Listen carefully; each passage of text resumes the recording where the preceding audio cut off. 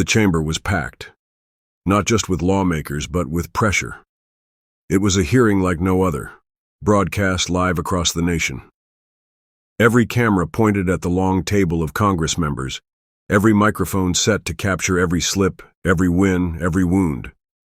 Americans watched from offices, kitchens, buses, waiting. Representative Jasmine Crockett sat at the far left of the panel, reviewing her notes. Calm, controlled, ready.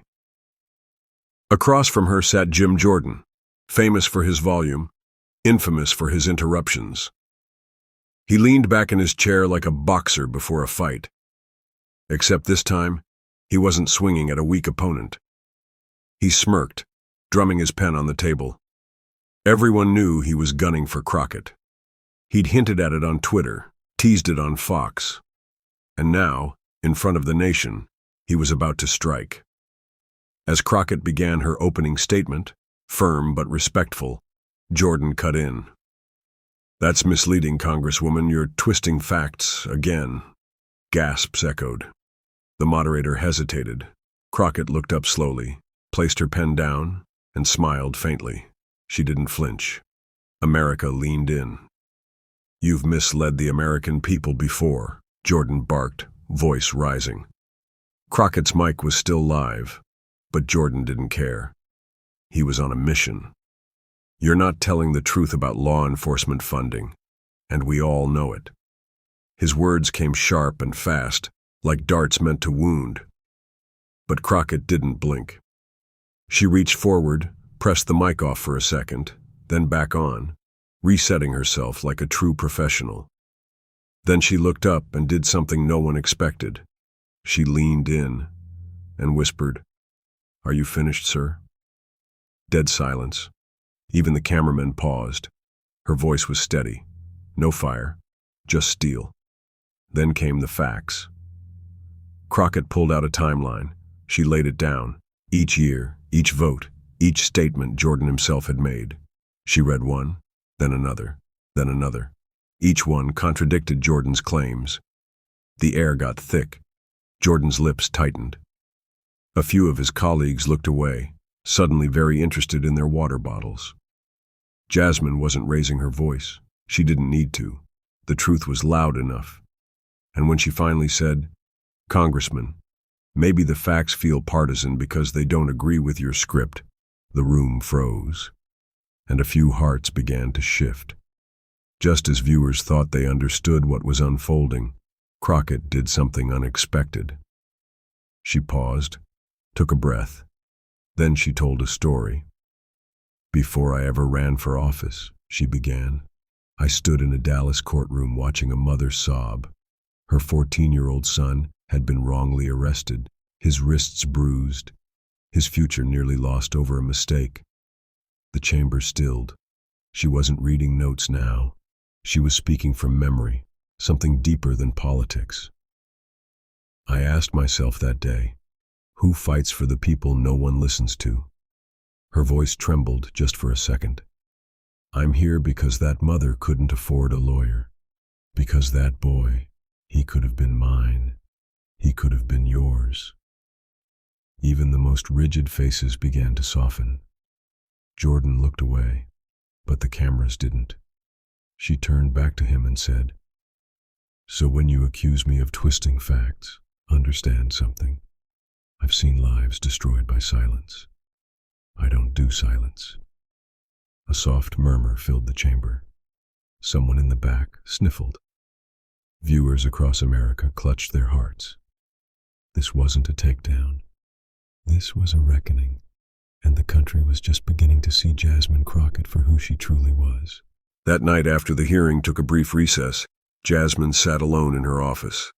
The room was quiet, but her phone lit up. It was a number from her old Dallas district, one she hadn't seen in years. She answered. "Miss Crockett?" The voice trembled. "You probably don't remember me.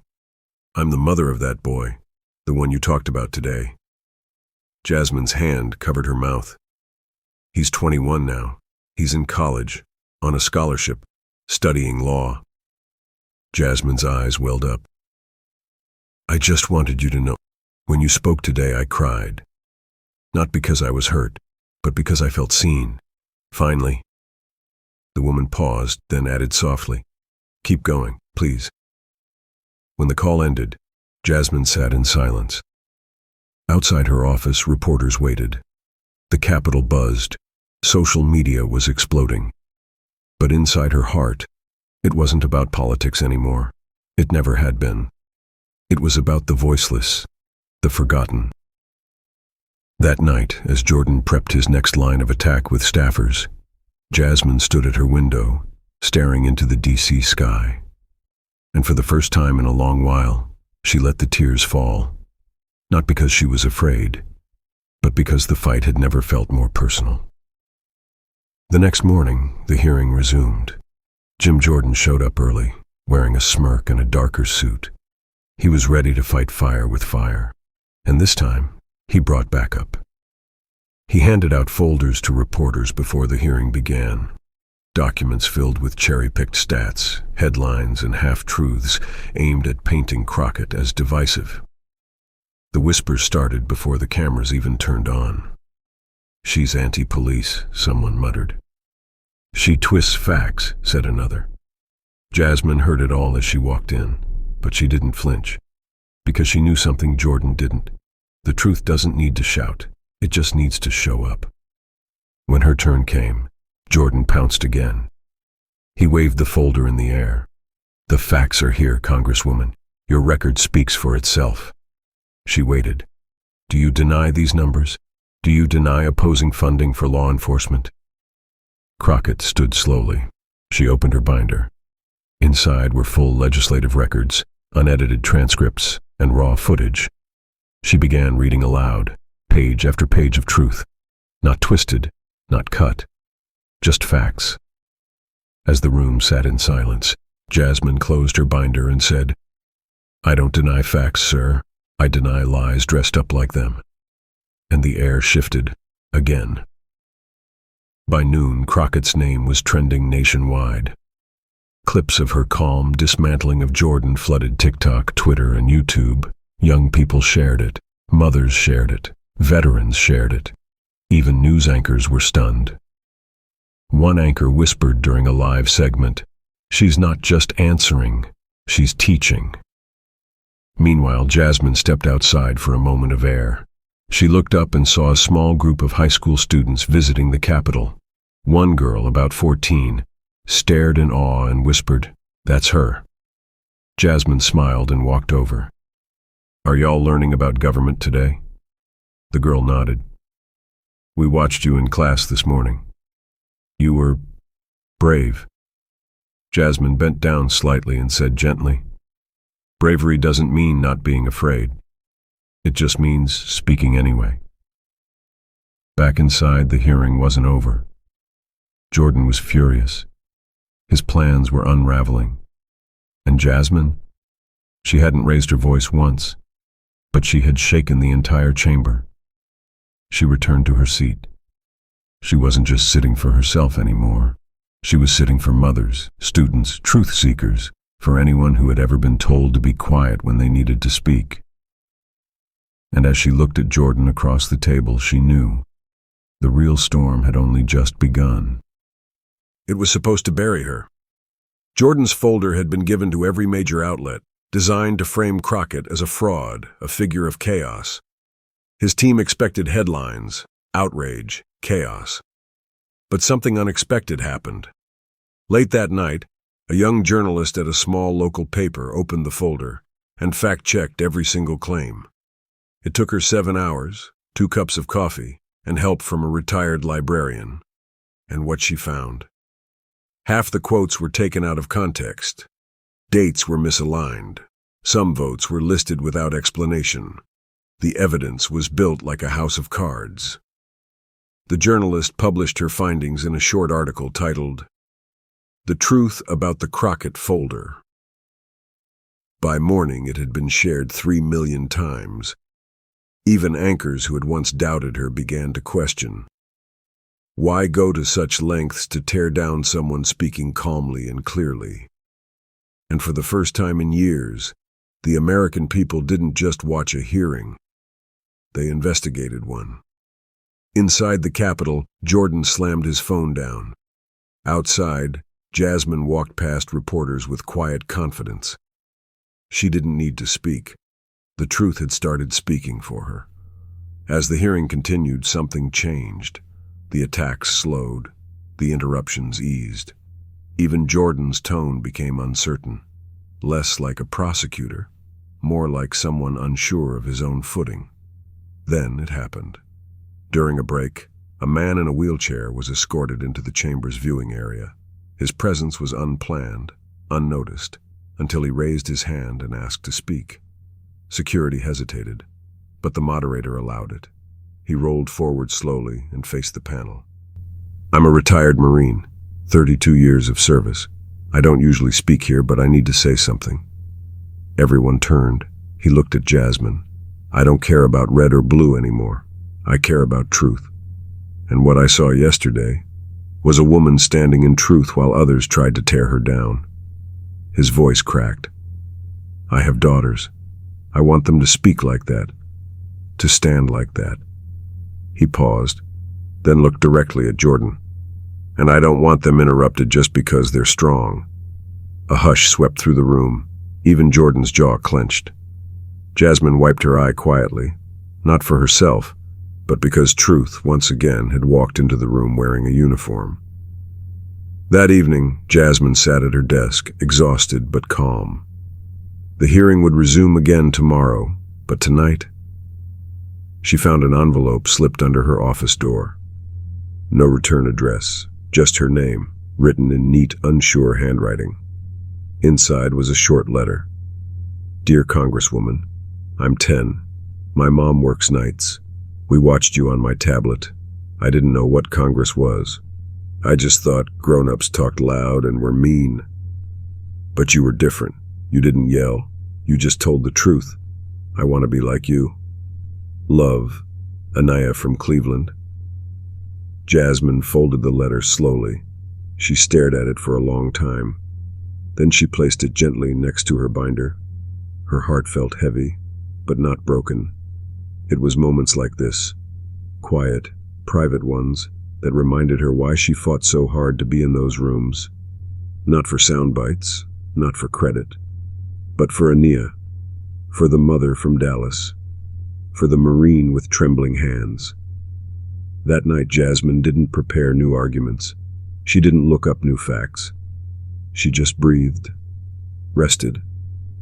Because tomorrow, she knew the battle wasn't just about her anymore. It was about everyone who finally saw themselves in her. The hearing room was unusually quiet as day 3 began. Jasmine walked in, shoulders squared, face calm, but firm. The air felt different. Reporters didn't shout questions. Colleagues on both sides gave quiet nods. Even Jim Jordan seemed subdued. He sat still, eyes fixed on his notes, avoiding Jasmine's gaze. Everyone knew the momentum had shifted. Jasmine opened her statement with something unexpected. No personal attacks today, no folders, just the truth. She clicked a remote and a slide appeared behind her. It was a simple image, a budget sheet. But it told a powerful story, showing how millions had quietly been redirected away from housing, education, and mental health services, while politicians argued loudly about law and order. She looked straight into the camera. You can't build safer communities by ignoring the ones you've already abandoned. She didn't need to say Jordan's name. Everyone knew. A long silence followed, a silence that meant something. Then came slow, scattered applause from the viewing gallery. Some tried to stop it, but it grew. People rising to their feet, clapping with tears in their eyes. And Jasmine? She stood still, not for praise, but because something sacred was unfolding. Truth had found its voice, and the nation was finally listening. By midday, Jordan was unraveling. He knew it. His team knew it. Everything he threw had been deflected, not with anger, but with grace. And that made it worse. He leaned into the mic again, voice sharp. "Congresswoman Crockett, Do you even care about crime victims? Or are you just playing politics? The room tensed. Jasmine didn't respond immediately. She let the words hang, heavy and bitter. Then softly she said, I buried my cousin 2 years ago, shot while walking home. I held his mother's hand at the funeral. I don't play politics with pain, Congressman. I live with it. The room froze. Jordan opened his mouth, but nothing came out. Cameras caught everything. His hesitation, his shame, his silence. Crockett continued, voice calm but fierce. When you weaponize grief to score points, you insult every family who's ever cried themselves to sleep. For the first time, Jordan looked small, not because he had been yelled at, but because the truth had humbled him. Across America, people wiped tears from their eyes. This wasn't a debate anymore. It was a mirror. And Jordan had just seen his own reflection and didn't like what stared back. That evening, Jasmine returned to her office to find an older black man waiting quietly outside her door. Security started to intervene, but Jasmine stopped them. Can I help you, sir? She asked kindly. He took off his cap. I'm her father, he said, voice rough with age. Anya's, the little girl who wrote the letter. Jasmine's eyes widened. You came all the way from Cleveland? I had to, he said. I saw the hearing, and then I saw my daughter cry. Not because she was scared, but because she felt proud. She said, Daddy, she speaks like me. He swallowed hard. She's never said that about anyone on TV before. He reached into his pocket and handed Jasmine a small folded paper. Inside was a crayon drawing. Jasmine at a podium, smiling, with the words, My hero, scribbled above. Jasmine couldn't speak. The father touched her shoulder. You already won, ma'am, no matter how this hearing ends.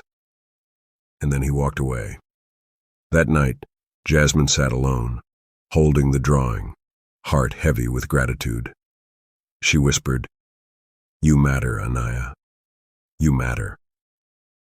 And somewhere in Cleveland, a little girl slept peacefully, dreaming of a world where voices like hers mattered too. The final day of the hearing arrived. The atmosphere was electric, but tense. It felt like something historic was about to happen. Jordan, desperate and cornered, had one last card to play.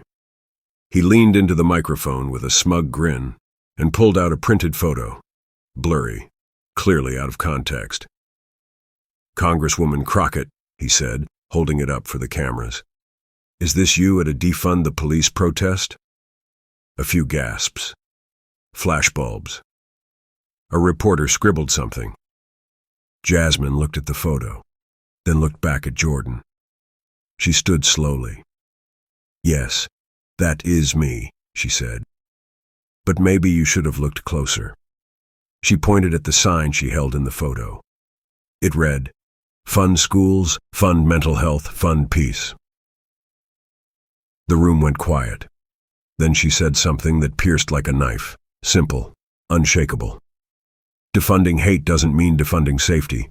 It means rebuilding trust.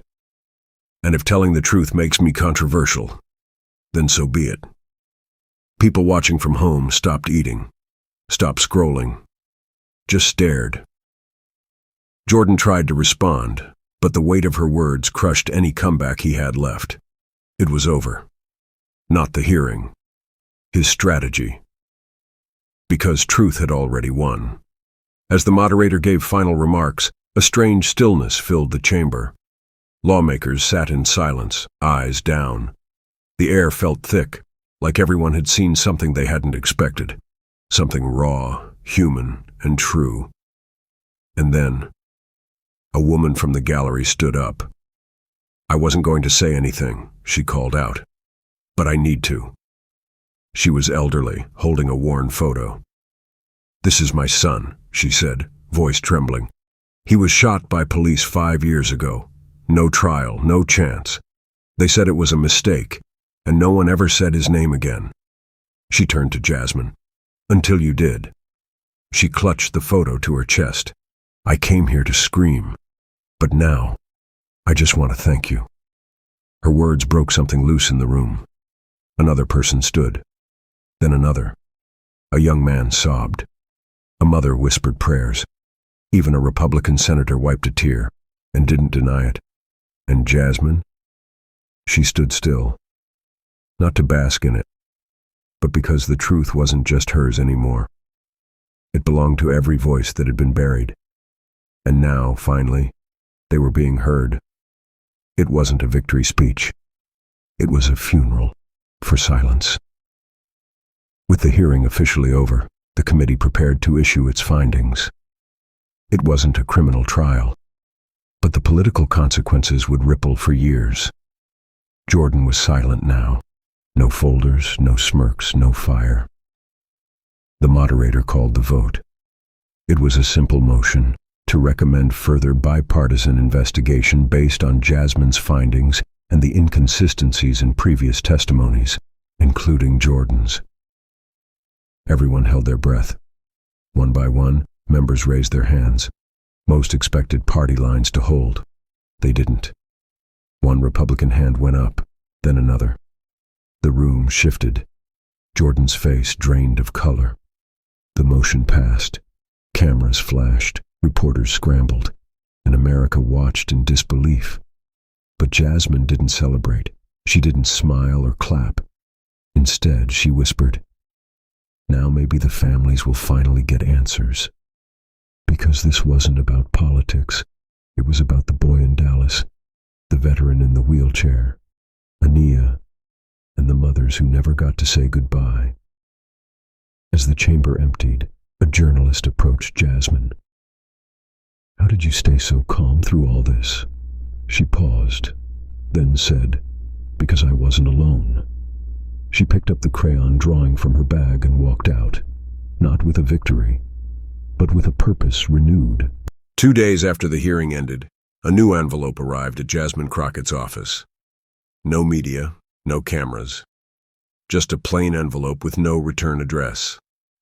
Inside it was a handwritten letter. The handwriting was shaky. "I used to believe people like you were the enemy. I watched a lot of the wrong news, believed a lot of the wrong stories. But I watched every second of that hearing, and something broke inside me. I lost my son 5 years ago. He died in prison. He was mentally ill. I always blamed him, until I realized the system failed him, and I let it. Thank you for waking me up. A father who finally sees." Jasmine held the letter against her chest and closed her eyes. Outside, political games continued.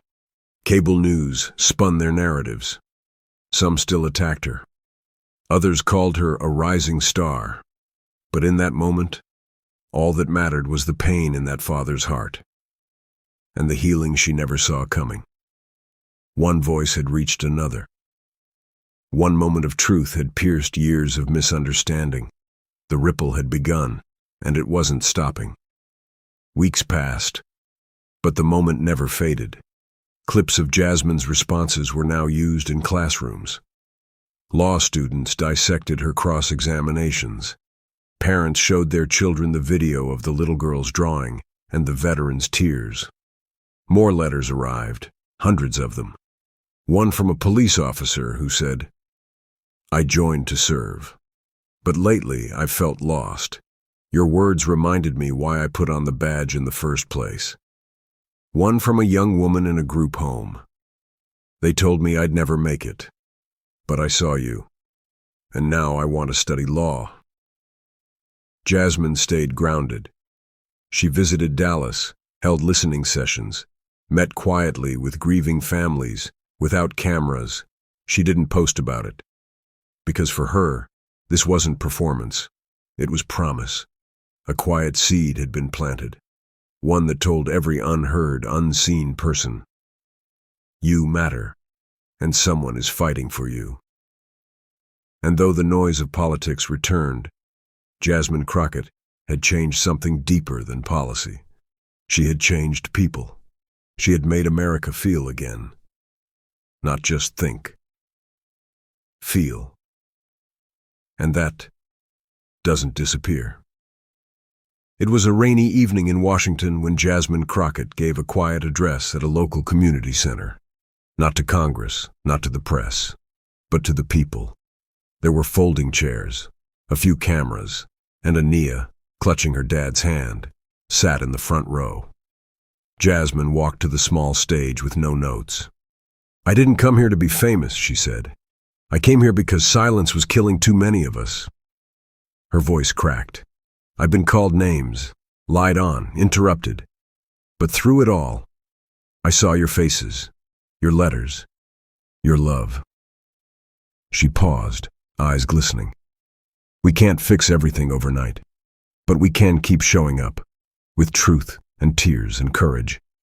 In the crowd, people cried, quietly, openly, unashamed. And then Jasmine looked down at Ania. "You gave me courage, so I'm going to keep fighting. For you, for all of you." The room stood and clapped. No roaring, just steady, emotional applause. And Jasmine wiped a tear, smiled softly, and whispered, "Let's keep going. If this story moved you, if you cried, if you felt something real, please like this video, subscribe to the channel, and comment the moment that touched your heart most. Let's make sure stories like this don't get buried. Let's make truth louder than hate. For Ania, for all of us." She didn't flinch.